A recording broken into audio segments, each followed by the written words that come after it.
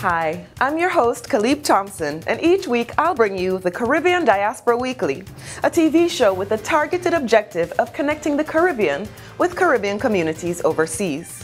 On each episode, we'll share a weekly news roundup with headlines from the islands and the diaspora, an expose on an issue or person making an impact on our community, and the Diaspora Perspective, where I'll give you both sides of the argument on a controversial subject we all care about.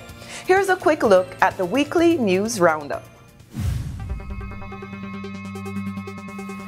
Off the top in Caribbean news, islands in the Eastern Caribbean are rebuilding after flash floods in December 2013 affected over 30,000 people in St. Lucia, St. Vincent, and the Grenadines.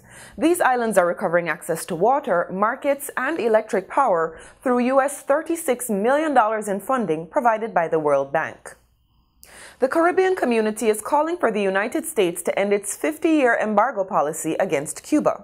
According to Erwin LaRocque, CARICOM's Secretary General, the organization knows the value of international unity and noted that he had accepted the credentials of Julio Cesar González Merchante, the new envoy from Cuba, to form a bloc with other states in the region to advance mutual interests.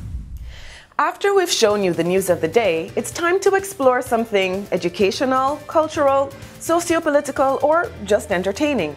In the expose, you'll find features from overseas business development to the Caribbean contemporary art culture, from capturing Caribbean life in still images to portraying Caribbean life on stage. Here's a clip from our feature, The Hijacking and Adulteration of Our Music.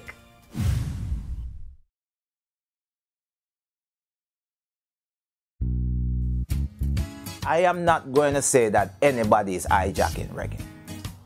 I feel like anyone that is non-Jamaican that perform our music is actually helping it, because I feel like they're introducing it to their audience that doesn't know it. The world is global. It's been global from day one. But people like the animosity, people like to push we create it and whatever. All right, you create reggae. Who create music? Allow everybody to live their life and to do what they do, because music is for us to spread it, not to keep it in your house for yourself. You have to spread it. No, enjoy. Finally, to round each show off, I have a chat with you one-on-one to hash out some of the issues we all talk about all the time but can't seem to ever agree on. Do we beat the child or just talk to them? Is it free speech or feistiness? Can the diaspora really change anything, or are we just here to pay bills for our family? We look at one aspect of Jamaican life in a piece titled Donmanship and the Culture of Criminality. There is a systematic undervaluing of life and individual worth that keeps the situation in inner city Jamaica growing worse instead of better.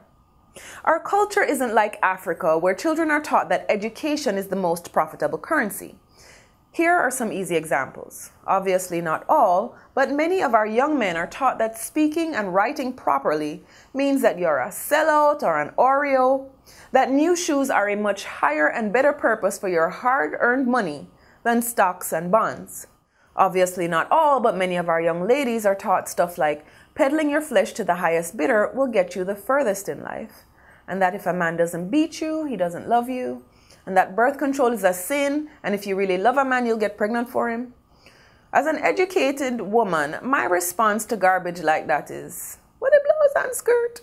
The reality is, when you only know one truth, then everything else is wrong. So, if the Don is who they've learned is good and righteous, the one who has their interests at heart, and if we aren't doing anything to improve their circumstances or show them why our route through struggle and hardship is better than his route of protection and caretaking, then what right do we have to judge?